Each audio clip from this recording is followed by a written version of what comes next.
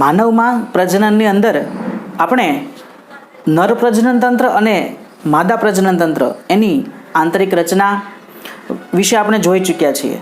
આપણને ખ્યાલ છે કે નર પ્રજનન કોષો ઉત્પન્ન કરવા માટે શુક્રપિંડ અને માદા પ્રજનન કોષ એટલે કે અંડકોષ ઉત્પન્ન કરવા માટે અંડપિંડ હોય છે. તો એ પૈકી આપણે હવે આ જન્યુ કોષોના નિર્માણની વાત કરવાની છે અને એમાં સૌપ્રથમ આપણે શરૂઆત કરીએ નર પ્રજનન કોષ એટલે કે શુક્રકોષ ઉત્પન્ન કરવાની ઘટના અથવા તો શુક્રકોષ કઈ રીતે ઉત્પન્ન થાય છે એ જોઈએ. શુક્રકોષ ઉત્પન્ન કરવાની જે પ્રક્રિયા છે એને શુક્રકોષ જનન તરીકે ઓળખવામાં આવે છે. તો આપણે જોઈએ શુક્રકોષ જનન.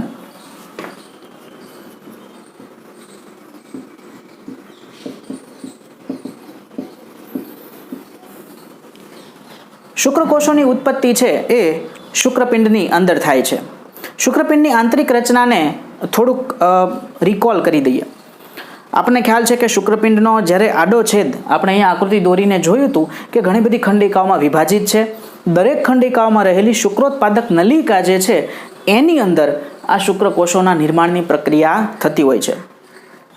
તો આ જે શુક્રોત્પાદક નલિકા છે એની આંતરિક રચના આપણે જોઈએ. દરેક શુક્રપિંડની ખંડિકામાં 2 થી 3 આવી શુક્રોત્પાદક નલિકાઓ જોવા મળે છે.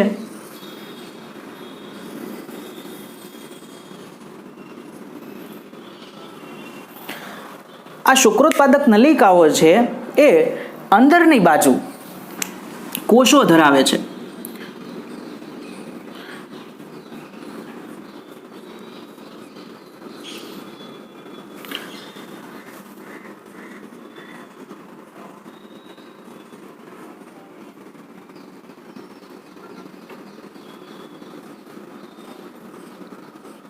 આવા ખીચોખીચ ગોઠવાયેલા કોષોનું સ્તર એની અંદર આવેલું હોય છે.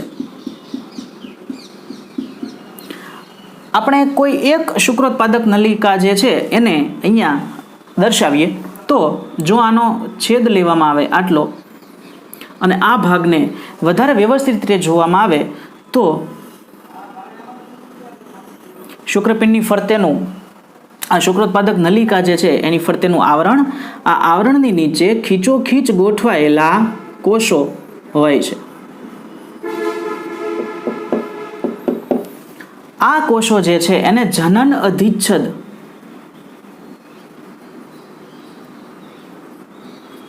તરીકે ઓળખવામાં આવે છે. આ જનન અધિચ્છદ. આ જનન અધિચ્છદના કોષો જે છે એમાં વચ્ચે વચ્ચે ક્યાંક મોટા કોષો પિરામિડ આકારના આવા કોષો આવેલા હોય છે. આ કોષો જે છે એને કહેવામાં આવે છે સર્ટોલી કોષો. સર્ટોલી કોષો. આની પણ આપણે અગાઉ વાત કરેલી છે. હવે થાય છે શું તો જનન અધિચ્છદના કોષો છે એ શુક્રપિંડની જ્યારે ઉત્પત્તિ થઈ હોય છે ગર્ભાવસ્થામાં એ વખતે શુક્રોત્પાદક નલિકાઓની અંદર જનન અધિચ્છદ હોય છે. આ જનન અધિચ્છદના કોષો છે એ યૌવન આરંભ સુધી એમનેમ જળવાઈ રહે છે. જ્યારે એ પ્યુબર્ટી એટલે કે યૌવન આરંભ થાય છે ત્યારે આ જનન અધિચ્છદના કોષો છે એ વિભાજન પામે છે. જનન અધિચ્છદના કોષો સમવિભાજન પામે અને એના કારણે બીજા કોષો ઉત્પન્ન કરે. આ કોષો હવે જનન અધિચ્છદના કોષોએ કોષ વિભાજન દર્શાવ્યું અને બીજા કોષો ઉત્પન્ન કર્યા. આમાંના ઘણા કોષ જે છે એ એમનેમ વિભાજનશીલ રહે છે, પણ અમુક કોષો વિભાજનશીલતા ગુમાવે છે અને એ વિભેદન પામે છે અને એ પ્રાથમિક પૂર્વ શુક્રકોષોની અંદર ફેરવાય છે. તો આ જનન અધિચ્છદના કોષોમાંથી જે વિભાજન પામી અને 2 પ્રકારના કોષો ઉત્પન્ન કરે. અમુક કોષો એની જેવા જ એટલે કે જનન અધિચ્છદ જ રહે છે, પણ એમાંના અમુક કોષો જે છે એ વિભેદન પામે એટલે કે એ ફેરફાર પામે અને એ પછી વિભાજન ન પામે પણ એની રચનામાં ફેરફાર કરે. એ વિભાજન પામશે પણ સમવિભાજનથી નહીં, અર્ધીકરણથી વિભાજન પામશે. આ કોષો જે છે એ છે પ્રાથમિક પૂર્વ શુક્રકોષો. તો તો જનન અધિચ્છદના કોષો પૈકી અમુક કોષો વિભેદન પામે. જનન અધિચ્છદના કોષો પણ 2n છે, એમાંથી ઉત્પન્ન થઈ અને વિભેદન પામેલ કોષો, આ કોષો જે છે એ પણ 2n જ છે. આને કહેવામાં આવે છે પ્રાથમિક પૂર્વ શુક્ર કોષો. આવા કોષો નિર્માણ પામે છે. આ પ્રાથમિક પૂર્વ શુક્ર કોષો કે જે અહીંયા ગોઠવાય છે. હવે આ પ્રાથમિક પૂર્વ શુક્ર કોષો છે એ કે જે જનન અધિચ્છદમાંથી નિર્માણ પામ્યા છે એ પણ રંગસૂત્રની દ્રષ્ટિએ 2n છે. તો જ્યારે જનન અધિચ્છદના કોષમાંથી પ્રાથમિક પૂર્વ શુક્રકોષ બન્યા, રંગસૂત્રમાં કોઈ ફેરફાર નથી થયો, એટલે આ કોષ વિભાજન કેવું છે? સમવિભાજન પ્રકારનું વિભાજન હશે. હવે આ પ્રાથમિક પૂર્વ શુક્રકોષો છે એ શું કરે છે? તો કે પ્રાથમિક પૂર્વ શુક્રકોષો અર્ધીકરણની અંદર અર્ધીકરણ દ્વારા કોષ વિભાજન પામે છે. અર્ધીકરણના 2 ભાગ છે. આપણે કોષ અને કોષચક્ર વિશે જોયું છે કે 2 વખત વિભાજન પામે છે અર્ધીકરણ વખતે. પ્રથમ અર્ધીકરણ છે એ ખરેખર રંગસૂત્રની સંખ્યામાં ઘટાડો કરતું વિભાજન છે, અને પછીનું વિભાજન છે એમાં રંગસૂત્રની ઘટાડોમાં થતો નથી, સંખ્યામાં ઘટાડો થતો નથી, માત્ર કોષોમાં વધારો થાય છે. તો પ્રથમ અર્ધીકરણ પામે છે એટલે આપણે અહીંયા લખશું અર્ધીકરણ 1. અર્ધીકરણ 1. અને આ અર્ધીકરણ 1ના પરિણામે આ પ્રાથમિક પૂર્વ શુક્રકોષો છે એ હવે અર્ધીકરણ 1ના પરિણામે 2 કોષો રચાય. આને કહેવામાં આવે છે દ્વિતીય પૂર્વ શુક્રકોષો. પણ એ અર્ધીકરણની પ્રક્રિયા દ્વારા ઉત્પન્ન થયેલા હોવાથી એમાં રંગસૂત્રની સંખ્યા કેવી છે? મૂળ કોષો કરતાં અડધી થઈ જાય, એટલે 2n માંથી n બની ગયા, એટલે કે એકકીય કોષો બન્યા. હવે અર્ધીકરણ 1 થયું, હવે પછી થશે અર્ધીકરણ 2, એટલે આ દરેક કોષ વિભાજન પામશે સમવિભાજન પ્રકારે જ તે, જેને આપણે કહીએ છીએ અર્ધીકરણ 2. અર્ધીકરણ 2 જે છે ખરેખર સમવિભાજનની જેવું જ કોષ વિભાજન છે, અને એમાં રંગસૂત્રની સંખ્યામાં ઘટાડો થતો નથી, માત્ર 2ના 4 બને છે. એટલે હવે અહીંયા 4 કોષો બને છે.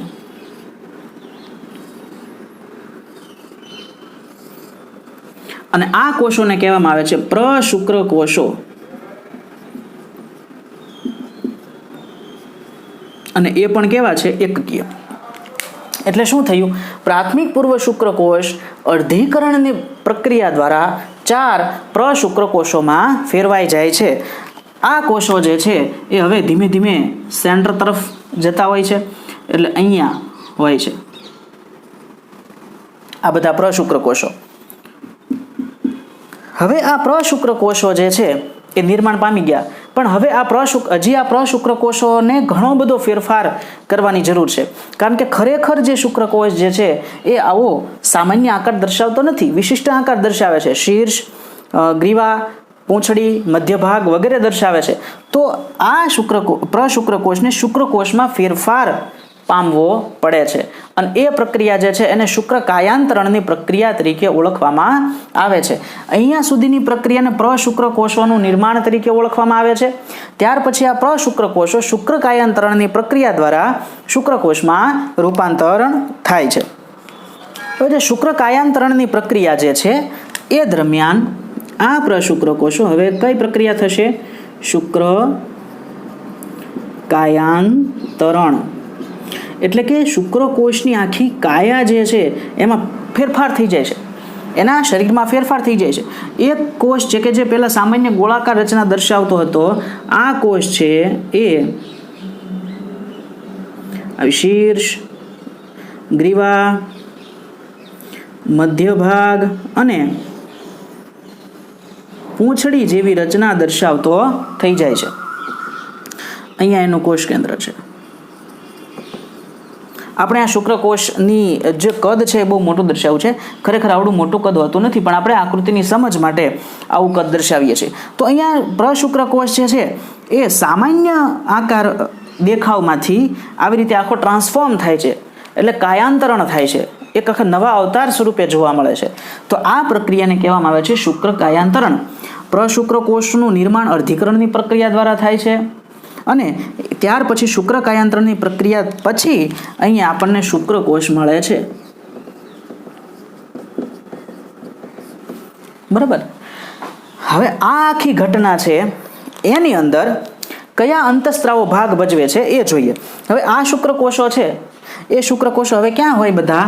તો કે આ શુક્રકોષ ત્યાર પછી નિર્માણ પામે અને સર્ટોલી કોષોની અંદર ખૂંપેલા રહે. એટલે કે સર્ટોલી કોષો જે વચ્ચે વચ્ચે આવેલા છે એમાં આ શુક્રકોષો પોતે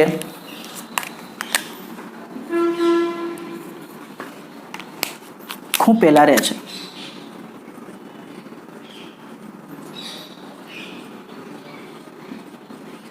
તો સર્ટોલી કોષો જે છે એ શુક્રકોષોને પોષણ આપવાનું કાર્ય કરતા હોય છે. ઉપરાંત આ સર્ટોલી કોષો છે એ ફોલિકલ સ્ટિમ્યુલેટિંગ હોર્મોનની અસર હેઠળ શુક્ર કાયાંતરણની પ્રક્રિયામાં પણ મદદ કરતા હોય છે. એ આપણે આગળ જોઈએ કે કઈ રીતે અંતઃસ્ત્રાવો છે એ આખી પ્રક્રિયાને નિયંત્રિત કરે છે. કારણ કે જન્મ ગર્ભાવસ્થાથી માંડી અને યૌવન આરંભ સુધી 13 વર્ષના સમયગાળા સુધી માત્ર જનન અધિચ્છદ જ હોય છે, બાકીની કોઈ પ્રક્રિયા થતી નથી, શુક્રકોષોનું નિર્માણ થતું નથી. તો કોણ આ પ્રક્રિયાને પ્રેરે છે અને પ્રેરણા આપવાવાળા છે અંતઃસ્ત્રાવો. તો હવે આપણે અંતઃસ્ત્રાવો કઈ રીતે આ શુક્રકોષના નિર્માણની અંદર અને શુક્રકોષની કાયાંતરણની પ્રક્રિયાની અંદર અસર કરે છે એ જોઈએ. જ્યારે યૌવન આરંભ થાય છે ત્યારે એટલે કે 13 વર્ષના સમયગાળાની આસપાસ 13 થી 15 વર્ષ જેવી જે વ્યક્તિ છે એના શરીરની પરિસ્થિતિ. તો આ અવસ્થા દરમિયાન હાઇપોથેલેમસ કે જે મગજની અંદર આવેલું છે, આ હાઇપોથેલેમસ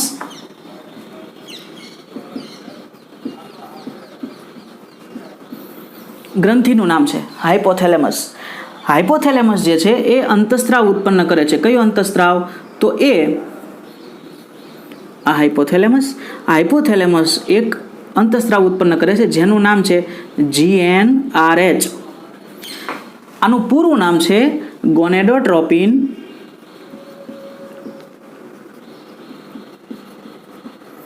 રિલીઝિંગ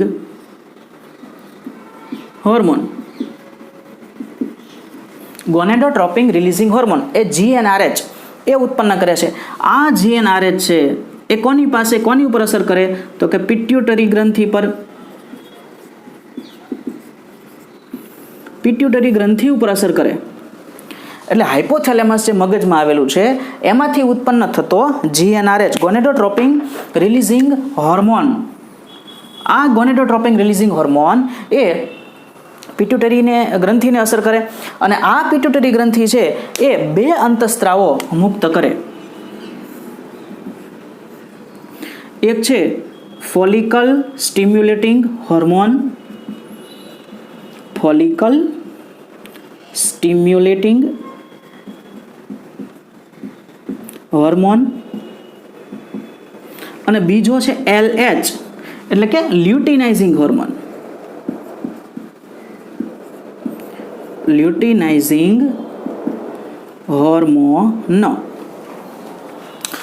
તો 2 અંતઃસ્ત્રાવો પિટ્યુટરી ગ્રંથિ ઉત્પન્ન કરે એની અંદરથી. એક છે ફોલિકલ સ્ટિમ્યુલેટિંગ હોર્મોન FSH અને બીજો છે LH લ્યુટિનાઇઝિંગ હોર્મોન. આ હોર્મોન રુધિરની અંદર ભળે, કારણ કે આ બંનેના સ્થાન ક્યાં છે? હાઇપોથેલેમસ મગજમાં આવેલી છે, પિટ્યુટરી ગ્રંથિ મગજમાં આવેલી છે, ત્યાંથી એ રુધિર મારફતે આવે છે અને રુધિરની અંદર ભળી અને ધમનીઓની અંદર વહન પામી અને એ શુક્રપિંડની અંદર જાય છે. શુક્રપિંડની અંદર આ બંને અંતઃસ્ત્રાવો ચોક્કસ સ્થાન ઉપર અસર કરે છે. ફોલિકલ સ્ટિમ્યુલેટિંગ હોર્મોન કોને અસર કરે છે? તો ફોલિકલ સ્ટિમ્યુલેટિંગ હોર્મોન છે એ સર્ટોલી કોષોને અસર કરે છે. સર્ટોલી કોષો પર અસર કરે. સર્ટોલી કોષો કે જે શુક્રોત્પાદક નલિકા, આ જે આડછેદ છે શુક્રોત્પાદક નલિકાનો છે, એમાં જે અહીંયા લાલ કલરના બતાવ્યા છે એ સર્ટોલી કોષો. આ સર્ટોલી કોષો એની અંદર ખૂંપેલા પ્રશુક્રકોષોને શુક્ર કાયાંતરણની પ્રક્રિયા કરાવે અને શુક્રકોષોમાં ફેરવે, સાથે સાથે એને પોષણ આપે. એટલે સર્ટોલી કોષો ઉપર ફોલિકલ સ્ટિમ્યુલેટિંગ હોર્મોન શું અસર કરશે તો કે સર્ટોલી કોષો ઉપર આવી અને આ કોષો જે છે એ શુક્ર કાયાંતરણ ની પ્રક્રિયામાં મદદ કરે, શુક્ર કાયાંતરણની પ્રક્રિયામાં મદદરૂપ થાય. લ્યુટિનાઇઝિંગ હોર્મોન, તો આ લ્યુટિનાઇઝિંગ હોર્મોન છે એ બીજા કોષો પર અસર કરે છે. કયા? આ કોષોનું નામ છે લેડિગના કોષો. લેડિગના કોષો પર અસર કરે. લેડિગના કોષો ક્યાં આવેલા છે તો કે આપણને ખ્યાલ છે કે શુક્રોત્પાદક નલિકાઓ છે એક ખંડમાં 2-3 આવેલી છે. દાખલા તરીકે અહીંયા બીજી કોઈ શુક્રોત્પાદક નલિકા છે, અહીંયા ત્રીજી કોઈ શુક્રોત્પાદક નલિકા છે. હવે આ શુક્રોત્પાદક નલિકા જે છે એની વચ્ચેનો અવકાશ એટલે આ અવકાશ જેને આંતરાલીય અવકાશ તરીકે ઓળખવામાં આવે, અને આ આંતરાલીય અવકાશમાં કોષોના ઝુમખા આવેલા હોય છે. આંતરાલીય અવકાશમાં આ કોષોના ઝુમખા આવેલા હોવાને કારણે આ કોષો જે છે એને આંતરાલીય કોષો કહે છે, અથવા તો આનું બીજું નામ છે લેડિગના કોષો. લેડિગના કોષો. તો આ લેડિગના કોષો જે છે એ શું કરે છે તો કે લેડિગના કોષો ઉપર લ્યુટિનાઇઝિંગ હોર્મોનની અસર થાય એટલે આ લેડિગના કોષો શુક્રકોષ જનનની પ્રક્રિયાને પ્રેરે છે. એટલે કે જનન અધિચ્છદને શુક્રકોષ એટલે કે પ્રશુક્રકોષોના નિર્માણ માટે પ્રેરે છે.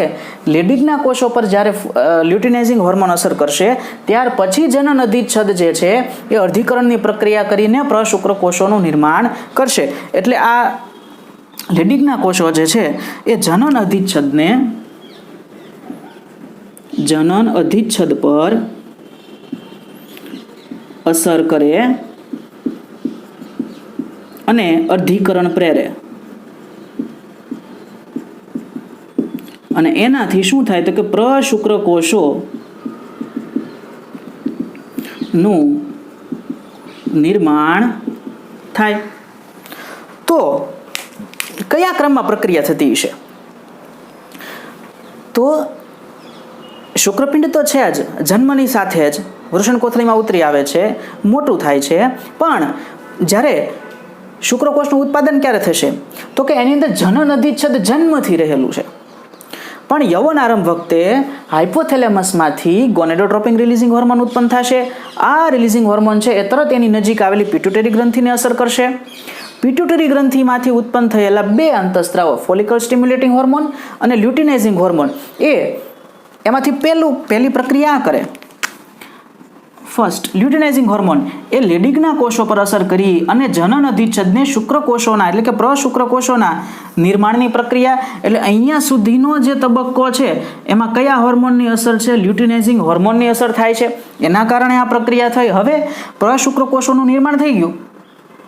ત્યાર પછી બીજા અંતઃસ્ત્રાવનો રોલ સ્ટાર્ટ થાય ફોલિકલ સ્ટિમ્યુલેટિંગ હોર્મોન કે જે સર્ટોલી કોષો ઉપર અસર કરે, અને આ પ્રશુક્રકોષો કે જે સર્ટોલી કોષોમાંથી પોષણ મેળવે, એટલા માટે સર્ટોલી કોષો જે છે એને નરિશિંગ એટલે કે પોષક કોષો, પોષણ આપવાવાળા કોષો, નર્સ સેલ્સ તરીકે પણ ઓળખવામાં આવે છે. તો આ સર્ટોલી કોષો પર અસર કરે અને સર્ટોલી કોષો પર અસર કરી અને પછી શુક્ર કાયાંતરણની પ્રક્રિયા કરાવે. એટલે પ્રશુક્રકોષો છે એ પછી શુક્ર કાયાંતરણની પ્રક્રિયા દ્વારા શુક્રકોષમાં ફેરવાય. તો બીજો રોલ આવે છે ફોલિકલ સ્ટિમ્યુલેટિંગ હોર્મોનનો.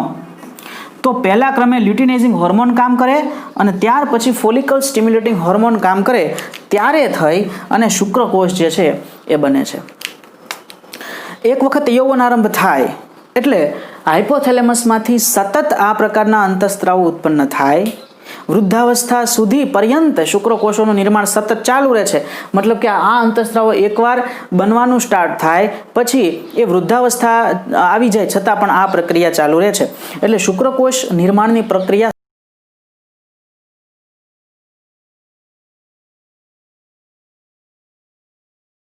આ શુક્રકોષની રચના કેવી છે એ જોઈએ. તો અહીંયા આપણને બતાવી છે, આપણે થોડીક આને વ્યવસ્થિત રચના દોરીએ.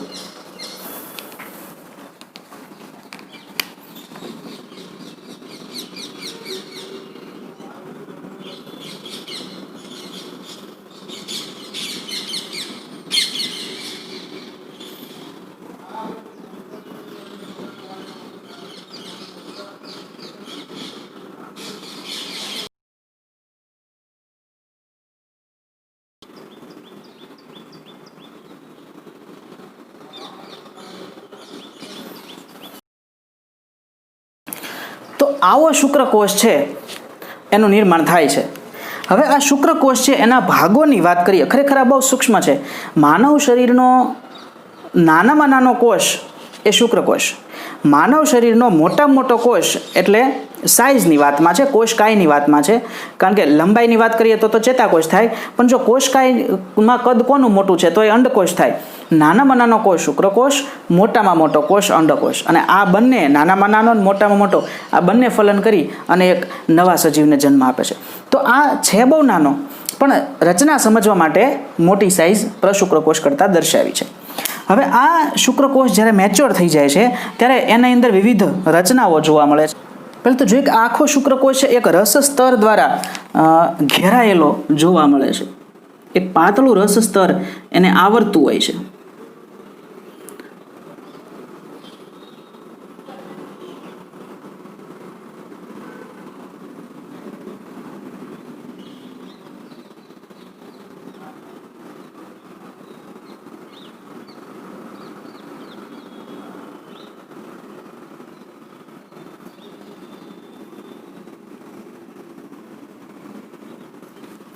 આવું એક પાતળું રસ સ્તર જોવા મળે છે.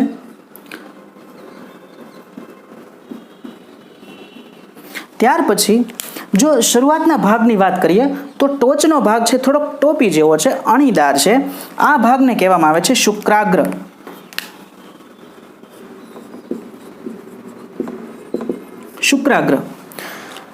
શુક્રાગ્ર છે એની અંદર શું હોય છે તો શુક્રાગ્ર છે એની અંદર વેસિકલ્સ ભરેલા હોય છે કે જે ગોલ્ગી બોડીમાંથી ઉત્પન્ન થયેલા હોય, અને વેસિકલની અંદર ઉત્સેચકો હોય છે. ઉત્સેચકો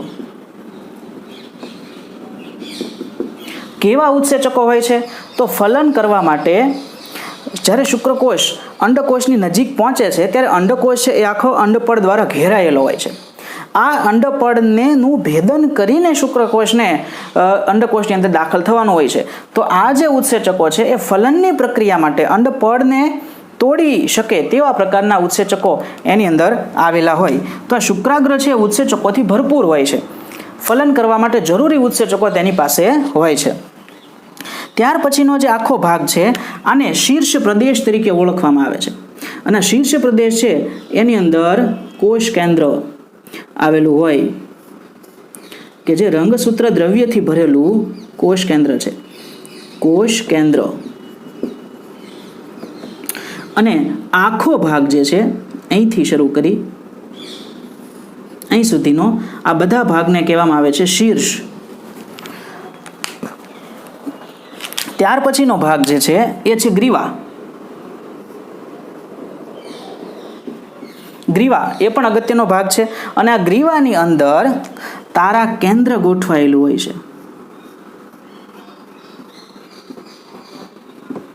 તારા કેન્દ્ર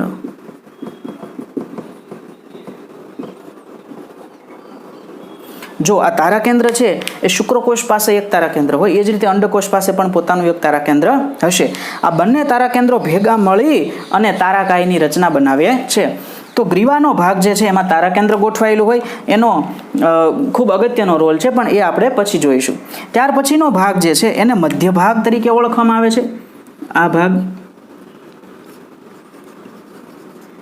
મધ્ય ભાગ. આ મધ્ય ભાગ છે એ કણાભ સૂત્રોથી ભરપૂર હોય છે. એની અંદર પુષ્કળ પ્રમાણમાં કણાભ સૂત્રો આવેલા હોય છે.